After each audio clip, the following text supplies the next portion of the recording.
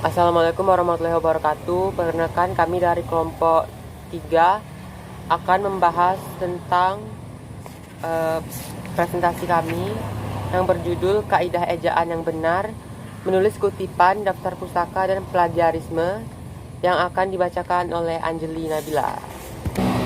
Kaidah ejaan yang benar. Pengertian kaidah ejaan. Kaidah adalah rumusan asas yang menjadi hukum, merupakan aturan yang sudah pasti dan dapat dijadikan patokan atau dalil sebagai bagi siapapun yang memakainya. Sementara ejaan adalah kaidah-kaidah cara menggambarkan bunyi-bunyi baik kata, frasa, kalimat dan lainnya ke dalam bentuk tulisan atau huruf-huruf serta aturan mengenal tanda baca. Secara etimologis, definisi ejaan ini lebih menekankan dari segi historisnya, yakni dapat mempertahankan unsur yang tidak direalisasikan dalam sistem bunyi atau suatu bahasa.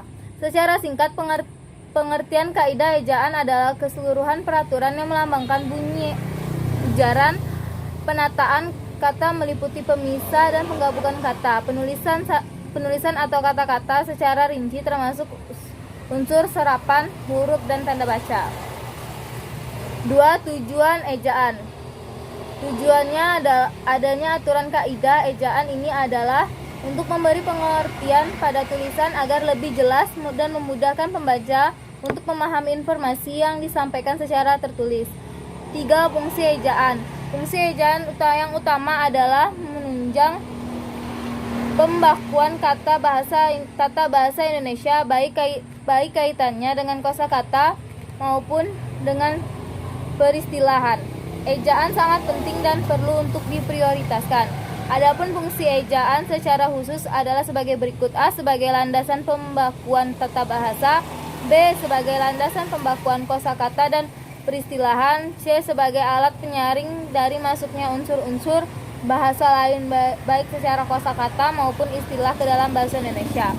4. Sejarah ejaan.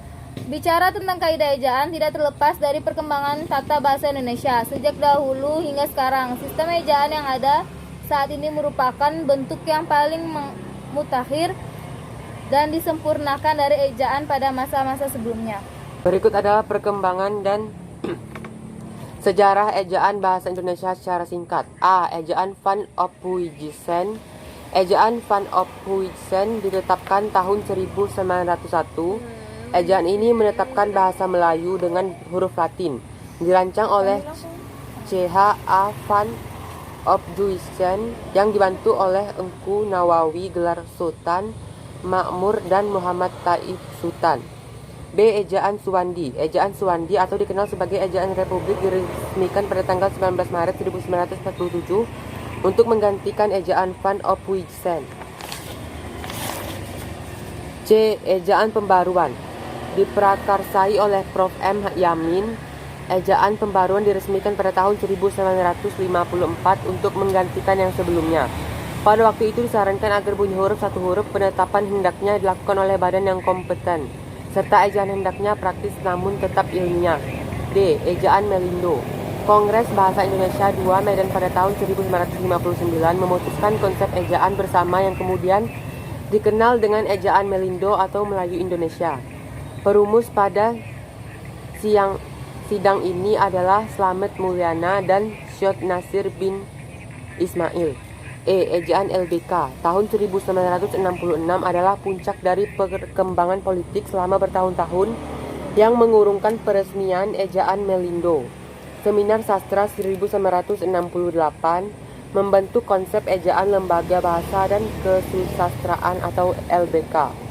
Ejaan Bahasa Indonesia yang disempurnakan berlaku sejak 23 Mei 1972. Ejaan yang disempurnakan atau EYD merupakan ejaan yang paling masyhur dan awet digunakan. Beberapa pertimbangan sejak era awal adalah sebagai berikut. 1. Pertimbangan teknis. Setiap fonem dilambangkan satu huruf.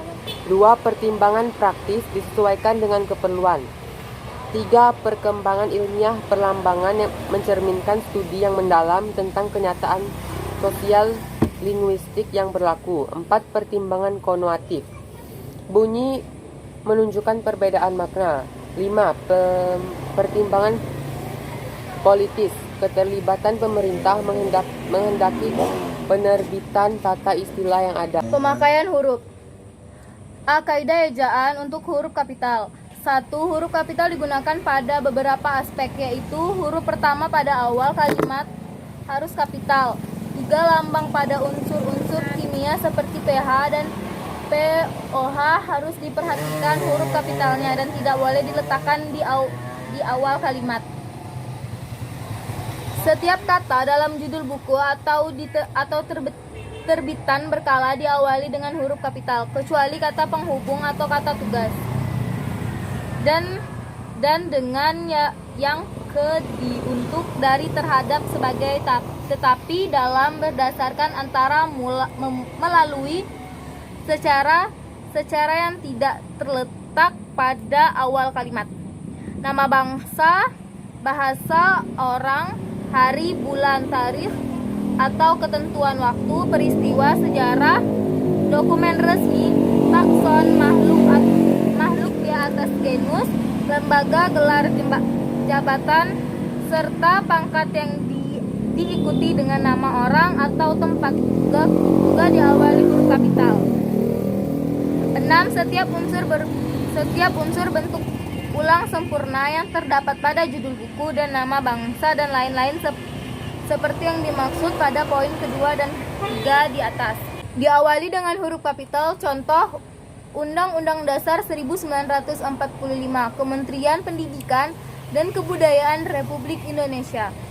7. Nama-nama geografi yakni sungai, kota, provinsi, negara, dan pulau menggunakan huruf kapital. Contoh Sungai Nil, Danau Kalimutu, Pulau Sumatera, Gunung Sumeru.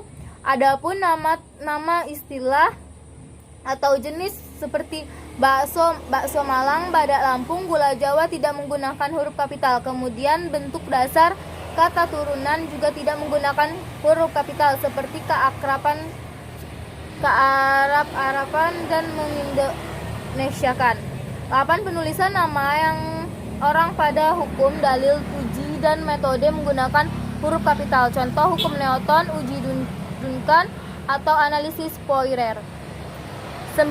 Untuk penamaan rancangan, proses, uji, atau metode yang tidak diikuti nama orang ditulis dengan huruf kecil. Misalnya uji kelayakan apabila penamaan singkatannya ditulis dengan huruf kapital. Misalnya air susu ibu atau ASI. B. Kaidah ejaan atau untuk huruf miring. Huruf miring atau huruf italik disebut dengan kursit.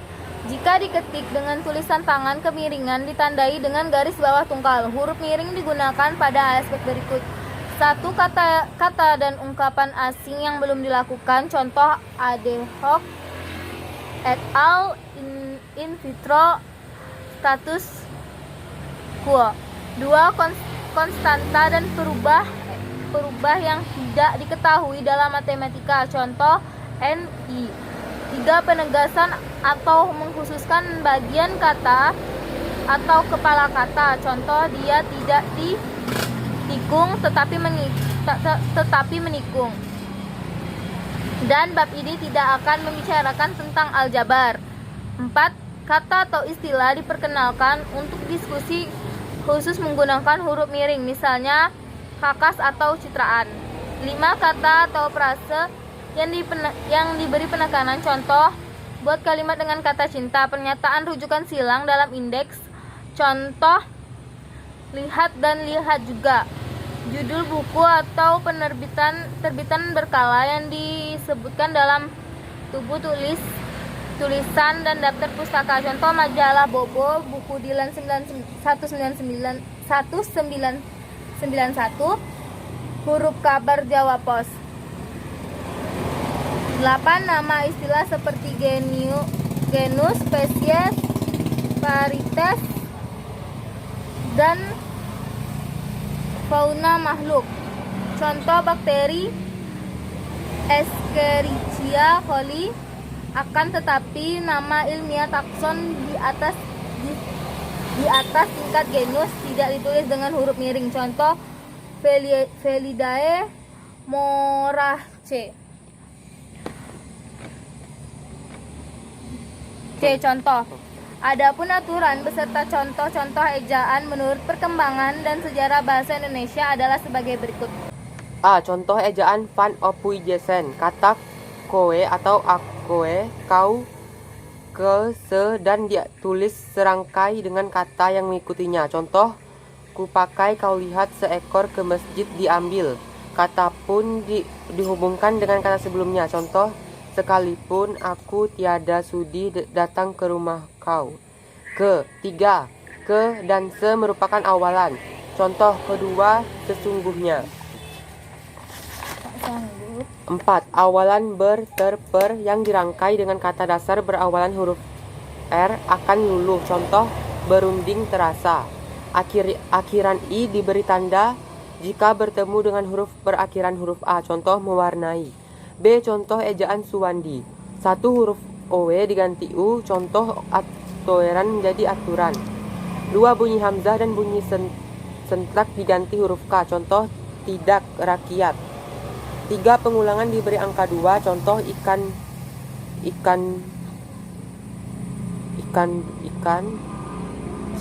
cintaan. 4. Kata dasar hukum huruf E. E atau E pepet dalam bahasa Jawa boleh dihilangkan. Contoh, menteri menjadi menteri. Namun untuk kata berimbuhan tidak dihilangkan. Contoh, perangkap tidak boleh menjadi perangkap.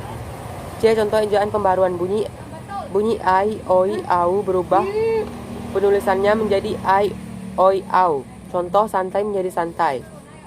2. Huruf baru mulai muncul, yakni DJ menjadi J, TJ menjadi TS, eng menjadi N, NJ menjadi N, SJ menjadi S. Contoh, sarung menjadi sarun. D. Contoh ejaan Melindo. 1. Muncul huruf baru, yakni C menggantikan TJ dan NC menggantikan NJ. Contoh, cinta menjadi cinta. 2.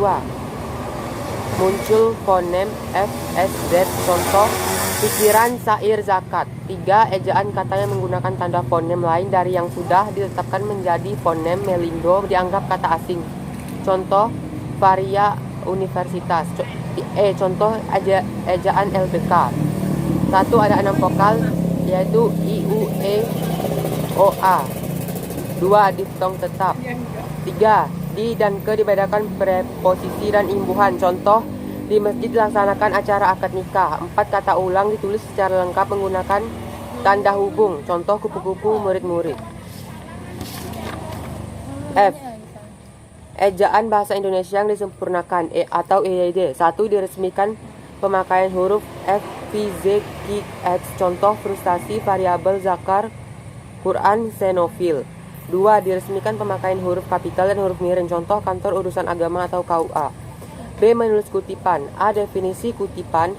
Kutipan adalah upaya menulis untuk memperkuat gagasannya dengan mengutip pendapat ahli di bidangnya atau upaya menyampaikan gagasannya dengan menyampaikan gagasan para ahli. Oleh karena itu, kutipan didefinisikan sebagai pinjaman kalimat atau pendapat dari seorang pengarang atau ucapan seorang pengarang yang terkenal baik dan dalam buku maupun majalahnya. B. Menulis kutipan.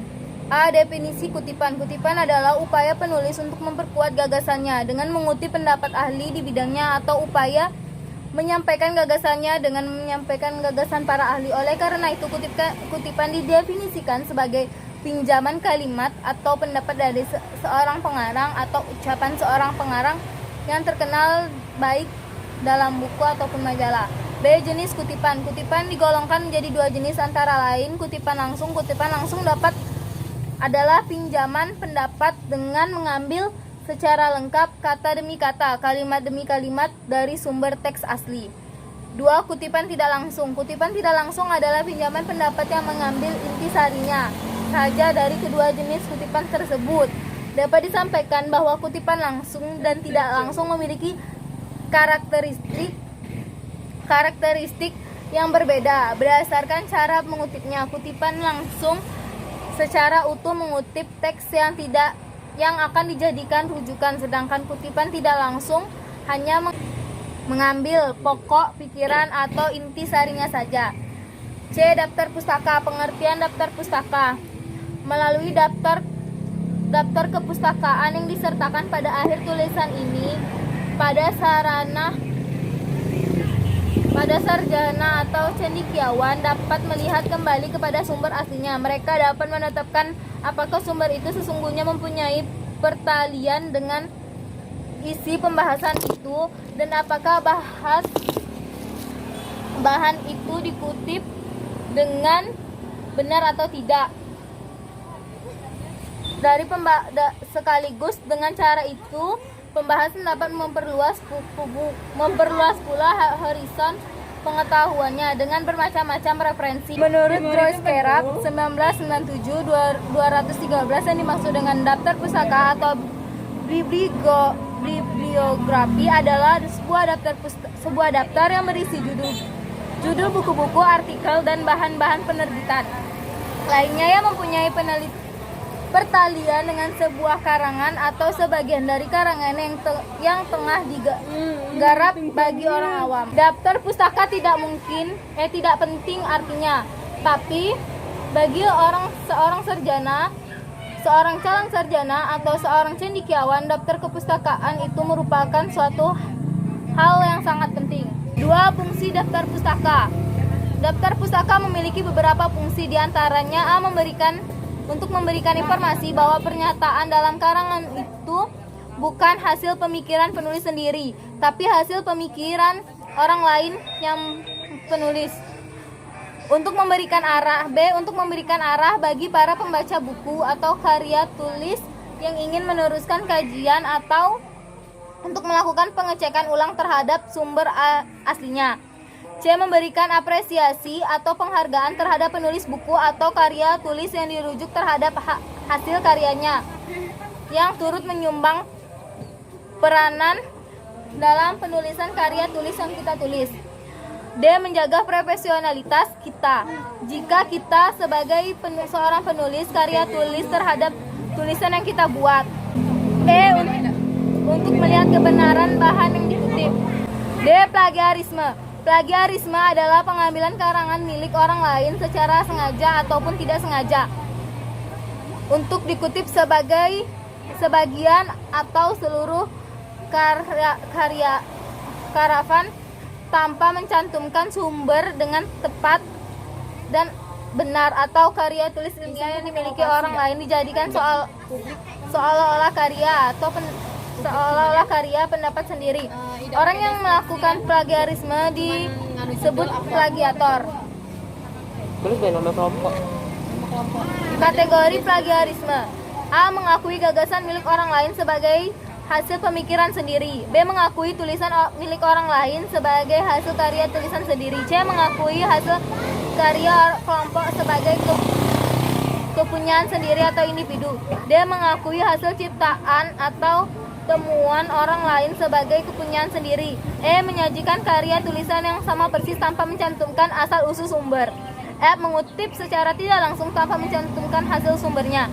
G. Mengutip secara tidak langsung dengan menyebut asal sumbernya tetapi rangkaian kata dan kalimatnya masih terlalu mirip dengan sumber aslinya. Untuk menghindari plagiarisme ini, maka mahasiswa dapat menggunakan aplikasi atau alat yang untuk mendeteksi plagiarisme yang sudah tersedia di internet. Selain itu, dalam pembuatan karya tulis ilmiah, terutama ketika mengutip gagasan penulis lain, maka harus diperhatikan sebagaimana tata cara penggunaan kutipan langsung dan kutipan tidak langsung, serta haruslah menyebutkan sumber asal yang jelas ketika mengutip gagasan atau tulisan penulisan orang lain. 2. Yang termasuk dalam plagiarisme. A. Menggunakan hasil tulisan orang lain secara mentah tanpa diubah frasenya sama sekali, tanpa memberikan tanda yang jelas yaitu tanda kutip atau blok alinea yang berbeda bahwa tulisan tersebut dikutip langsung dari sumber aslinya. B. Mengambil gagasan atau pendapat orang lain tanpa mencantumkan penjelasan yang cukup tentang asal sumbernya. 3. Yang tidak termasuk plagiarisme ya. A. Menggunakan informasi atau pengetahuan yang merupakan fakta umum. B. Menuliskan kembali atau dengan mengubah struktur kata atau kalimat gagasan orang lain dengan mencantumkan sumber yang jelas. C. Mengutip gagasan orang lain secukupnya dan memberikan tanda baca yang jelas pada kutipan, tanda kutip, dan blok alinea paragraf, serta mencantumkan sumbernya. 4. Tipe plagiarisme. A. Plagiarisme kata demi kata, di mana plagiator menggunakan struktur kata-kata dari tulisan penulis tanpa mencantumkan asal sumbernya. B. Plagiarisme atas sumber, di mana plagiator mengutip gagasan orang lain tanpa memberikan penjelasan yang cukup atas sumber asal gagasan tersebut. Secara jelas, C. Plagiarisme kepengarangan, di mana plagiator mengakui karya tulis atau gagasan milik orang lain sebagai karya tulis atau gagasan milik sendiri. D. Self plagiarisme, di mana penulis mereduksi karya tulis lamanya namun tanpa disertai perubahan yang berarti dalam penciptaan karya tulis barunya, sehingga dimaksudkan dalam mereduksi karya yang lama harus terdapat hal yang baru yang memiliki perubahan jika dibandingkan dengan yang karya lamanya. Baiklah, sekian dari kelompok 3. Assalamualaikum warahmatullahi wabarakatuh. Assalamualaikum warahmatullahi wabarakatuh.